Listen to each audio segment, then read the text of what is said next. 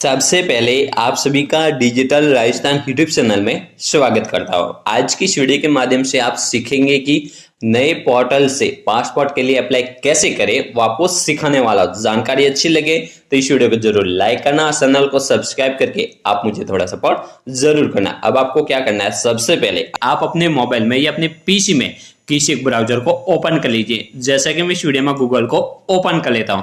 जैसे गूगल को ओपन कर लेता हूं तो ये जो सर्च बार है इसमें आपको टाइप करना होगा इंडिया पासपोर्ट। ये आप देख सकते हैं इंडिया पासपोर्ट। ये आप टाइप करके जैसे आप सर्च पे आप क्लिक कर लेंगे तो आपके सामने कुछ इस तरह का एक इंटरफेस खुलकर ओपन होगा। अब आपको फर्स्ट वाली जो लिंक है www.passportindia.gov.in इस पर आपको क्लिक करना होगा। जैसे आप फर्स्ट वाली लिंक पर आप क्लिक कर लेंगे तो आप डायरेक्टली पासपोर्ट सेवा की जो ऑफिशियल वेबसाइट है उस पर आ जाएंगे। सबसे पहले इसे क्लोज कर लीजिए। जैसे क्लोज कर लेंगे तो उसके बाद आपको क्या करना है, सबसे पहले न्यू एप्लीकेशन के लिए आपको न्यू यूजर रजिस्ट्रेशन इस पर आपको क्लिक करना होगा। जैसे आप न्यू यूजर रजिस्ट्रेशन पर आप क्लिक कर लेंगे तो आपका जो रजिस्ट्रेशन पेज है वो आपके सामने से ओपन हो जाता है। अब आपको क्या करना है, सबसे पहले पासपोर्ट ऑफिस अपना जो भी अपने स्टेट का जो भी अपना पासपोर्ट ऑफिस लगता है उसे सिलेक्ट कर लीजिए। ठीक है, जैसे कि मैं राजस्थान से हूं इसलिए जयपुर को सिलेक्ट कर लेता हूं। उसके बाद आपको क्या करना है, सबसे पहले गिवन नेम यहाँ पर आपको नाम फिलअप कर लेना है। सर नेम यदि है तो फिलअप कर लीजिए। डेट ऑफ बर्थ फिलअप कर लीजिए। ईमेल आईडी यहाँ पर फिलअप कर लीजिए। Do you want to your login ID to same email ID, क्या आप अपने ईमेल आईडी को लॉगिन आईडी बनाना चाहते हैं तो आपको यस करना है। उसके बाद में लॉगिन आईडी यहाँ पर ईमेल आईडी ऑटोमेटिक फिलअप हो जाएगी। उसके बाद में पासवर्ड क्रिएट कर लीजिए, कंफर्म पासवर्ड फिलअप कर लीजिए। उसके बाद में आपको अपना जो क्वेश्चन है, मान लीजिए कि आप अपना जो पासवर्ड है वो भूल जाते हैं तो अपना जो भी क्वेश्चंस आप यहाँ पर फिलअप करेंगे आंसर उसे आपको फिलअप याद रखना है। ठीक है, जो भी आपका क्वेश्चंस है उसे फिलअप कर लीजिए और उसका बाद में उस क्वेश्चंस का जो आंसर है वो फिलअप कर लीजिए। उसके बाद में ये जो कैप्चा कोड है यहाँ पर फिलअप करके आपको रजिस्टर इस पर आपको क्लिक करना होगा। जैसे आप रजिस्टर पर आप क्लिक कर लेंगे तो आपके सामने इस तरह का एक मैसेज आ रहा है, passport Seva portal is going to thought the technical refresh and is the regional passport office migrate to into the new portal phase wise you are now being redirected to new portal application filling tracking and other related information. Okay, I am understand. ठीक है, जैसे आप okay पे आप click कर लेंगे तो उसके बाद वापस आपको यूजर रजिस्ट्रेशन पेज है वो आपके सामने ओपन हो जाता है। अब आपको क्या करना है, सबसे पहले पासपोर्ट ऑफिस आपका जो भी पासपोर्ट ऑफिस है उसे सेलेक्ट कर लीजिए। और उसके बाद में फुल नेम यहाँ पर अपना फुल नेम फिलअप कर लीजिए जो 10वीं रिकॉर्ड के अनुसार होना जरूरी है। यदि 10वीं रिकॉर्ड के अनुसार नहीं है तो आपका जो भी बर्थ सर्टिफिकेट है उसके अनुसार होना जरूरी है। उसके बाद में ईमेल आईडी फिलअप कर लीजिए। ईमेल आईडी को आप यूजर आईडी बनाना चाहते हैं तो यहाँ पर आपको यस करना होगा, नहीं तो आपको नो। ठीक है, यानी कि आप ईमेल आईडी के डिफरेंट आप यूजर आईडी बनाना चाहते हैं तो यहाँ पर फिलअप कर लीजिए। जो भी लॉगिन आईडी बनाना चाहते हैं वो फिलअप कर लीजिए और उसके बाद में पासवर्ड क्रिएट कर लीजिए। और उसके बाद आपको क्या करना है, साइन अप इस पर आपको क्लिक करना होगा। जैसे आप साइन अप आप क्लिक कर लेंगे तो आपके सामने कंप्लीट साइन अप का जो वेरिफिकेशन पेज है वो आपके सामने ओपन हो जाता है। अब आपको यहाँ पर आपने जो मेल आईडी फिलअप की थी उस मेल आईडी के ऊपर वेरिफिकेशन कोड 4 अंक का वेरिफिकेशन कोड आपके मेल आईडी पर भेजा गया वो यहाँ पर आपको फिलअप कर लेना है। जो भी आपका कोड है वो फिलअप कर लीजिए और उसके बाद कंप्लीट साइन अप इस पर आपको क्लिक करना होगा। जैसे आप कंप्लीट साइन अप आप क्लिक कर लेंगे तो आपके सामने your PSP account has been created successfully, please log in to portal and update mobile number hint question and answer in modify profile section. यानी कि आपका अकाउंट क्रिएट हो गया है। अब आपको क्या करना है, वापस आपको बैक टू लॉग इन इस पर आपको क्लिक करना होगा। अब आपके सामने 2 ऑप्शंस आ जाते हैं। सबसे पहला ऑप्शन है पासवर्ड का और दूसरा ऑप्शन है ओटीपी, यानी कि आप ओटीपी के जरिए भी आप लॉगिन हो सकते हैं। तो बेस्ट आइडिया ओटीपी, तो आपको यहाँ पर ओटीपी पे आपको क्लिक करना होगा और गेट ओटीपी पे आपको क्लिक करना होगा। जैसे आप गेट ओटीपी पे आप क्लिक कर लेंगे तो आपके सामने एक मैसेज आ जाएगा कि OTP has been successfully send registered email ID, यानी कि आपके मेल आईडी पर ओटीपी भेज दिया गया है। उस ओटीपी को यहाँ पर आपको फिलअप कर लेना है। जैसे आप ओटीपी फिलअप करके लॉगिन हो जाएंगे तो आपके सामने पासपोर्ट सेवा का जो आपका अकाउंट है वो लॉगिन हो जाता है, जैसे कि आप वीडियो में देख सकते हैं। अब इसी पोर्टल के माध्यम से आप या तो न्यू पासपोर्ट हो या आपको रिन्यूअल करवाना हो पासपोर्ट या आपको पुलिस क्लियरेंस सर्टिफिकेट के लिए अप्लाई करना हो या अप्लाई फॉर आइडेंटिफिकेशन सर्टिफिकेट के लिए अप्लाई करना हो, यानी कि इस पोर्टल के माध्यम से आप पासपोर्ट सेवा से संबंधित जितनी भी सुविधा है वो आप इस पोर्टल के माध्यम से आप प्राप्त करेंगे।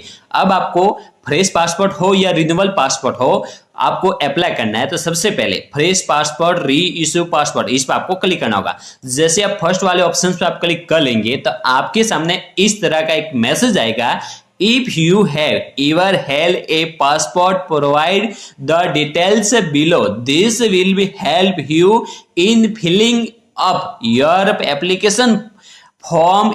Click on button escape for now, यानी कि आपके पास अपना पासपोर्ट नंबर है तो यहाँ पर फिलअप कर लीजिए और सेंड ओटीपी पर आपको क्लिक करना होगा। यदि आपके पास पासपोर्ट नंबर नहीं है तो आपको एस्केप फॉर नाउ, इस पर आपको क्लिक करना होगा। जैसे आप एस्केप आप नाउ पर क्लिक कर लेंगे तो आपके सामने पासपोर्ट ऑफिस है वो आपके सामने आ जाता है। अब आपको सबसे पहले नेक्स्ट पर आपको क्लिक करना होगा। जैसे आप नेक्स्ट पर आप क्लिक कर लेंगे तो आपके सामने देख सकते हैं अप्लाई फॉर फ्रेश पासपोर्ट, री इशू पासपोर्ट, यानी कि आपको फ्रेश पासपोर्ट के लिए अप्लाई करना है या आपको री इशू ऑफ पासपोर्ट के लिए अप्लाई करना है। तो आपको जिस भी पासपोर्ट के लिए अप्लाई करना है उसे सिलेक्ट कर लीजिए। मान लीजिए कि आपको फ्रेश पासपोर्ट के लिए अप्लाई करना है तो आपको फ्रेश पासपोर्ट, इस पर आपको क्लिक करना होगा। अब आपको टाइप ऑफ एप्लीकेशन, यानी कि आपकी एप्लीकेशन कैसी है, तत्काल है या नॉर्मल है, यानी कि आप नॉर्मल पासपोर्ट के लिए अप्लाई कर रहे हो या तत्काल के लिए अप्लाई कर रहे हो। तो मान लीजिए कि आप नॉर्मल के लिए अप्लाई कर रहे हो तो नॉर्मल, यदि आपको तत्काल में बनाना है तो आपको तत्काल पर आपको क्लिक करना होगा, ठीक है। उसके बाद में टाइप ऑफ पासपोर्ट बुकलेट, यानी कि आपको कितनी पेज की बुकलेट आपको चाहिए पासपोर्ट की, ठीक है। 36 पेज की चाहिए तो 36 पेज की, 60 पेज की चाहिए तो 60 पेज की, ठीक है। उसके बाद में आपको क्या करना है, सेव एंड नेक्स्ट, इस पर आपको क्लिक करना होगा। जैसे आप सेव एंड नेक्स्ट पर आप क्लिक कर लेंगे तो आपका डाटा सेव हो जाता है। अब आपको क्या करना है, सबसे पहले गिवन नेम, आपका यहाँ पर नाम फिलअप कर लीजिए और उसके बाद आपको क्या करना है, जेंडर, आपका जो भी जेंडर है वो फिलअप कर लीजिए, ठीक है। मेल है, जो भी है, मेल फीमेल जो भी है। उसके बाद में have you ever been known by others name, यानी कि आपको क्या अन्य नाम से जाना जाता है तो आपको यस करना है, नहीं तो नो, ठीक है। उसके बाद में have you ever change your name, क्या आप अपने नाम में चेंज करवाना चाहते हैं तो हाँ करना है, नहीं तो नो, ठीक है। उसके बाद में आपको क्या करना है, डेट ऑफ बर्थ, यहाँ पर अपनी डेट ऑफ बर्थ फिलअप कर लीजिए। पैलेस ऑफ बर्थ, यानी कि आपका जो भी पैलेस है, विलेज है, टाउन है या सिटी है उसे फिलअप कर लीजिए, ठीक है। यानी कि आपका जन्म स्थान यहाँ पर फिलअप करना है। उसके बाद में आपको मैरिटल स्टेटस, यानी कि आपका जो विवाहित स्थिति है वो फिलअप कर लीजिए। मैरिड है तो मैरिड फिलअप कर लीजिए, अनमैरिड है तो अनमैरिड फिलअप कर लीजिए, सिंगल है, ठीक है। अनमैरिड यदि सिंगल है तो सिंगल फिलअप कर लीजिए, ठीक है। उसके बाद में आपको क्या करना है, is your palace of birth out of India, क्या आपका बर्थ इंडिया से बाहर है, क्या आपका जन्म स्थान भारत से बाहर है तो आपको यस करना है, नहीं तो नो, ठीक है। उसके बाद में आपको क्या करना है, आपका जो भी सिटीजन है आपको, यानी कि यहां पर आपको क्या करना है, सबसे पहले आपका जो यस और नो फिलअप कर लेंगे तो उसके बाद आपको अपना स्टेट सेलेक्ट कर लीजिए, जो भी आपका स्टेट है उसे सेलेक्ट कर लीजिए। उसके बाद में अपना डिस्ट्रिक्ट सेलेक्ट कर लीजिए। डिस्ट्रिक्ट सेलेक्ट करने के बाद आपका जो भी डिस्ट्रिक्ट है उसे सेलेक्ट कर लेते हैं, ठीक है। उसके बाद में आपको सिटीजन ऑफ इंडिया बाय, आपको अपना जो सिटीजन है कब से है, बर्थ से है तो बर्थ से आप सेलेक्ट कर लीजिए, ठीक है। उसके बाद में पैन नंबर है तो पैन नंबर, वोटर आईडी है तो वोटर आईडी, जो स्टार मार्क है वो आपको फिलअप करना जरूरी है, ठीक है। जिसके ऊपर स्टार मार्क लिखा हुआ है उसको आपको फिलअप करना जरूरी है। उसके बाद में आपको क्या करना है, एम्प्लॉय टाइप, यानी कि आप किस प्रकार का एम्प्लॉय है, यदि आप स्टूडेंट से संबंधित है कैंडिडेट या आप गवर्नमेंट सर्वेंट है, जो भी है उसे सिलेक्ट कर लीजिए, ठीक है।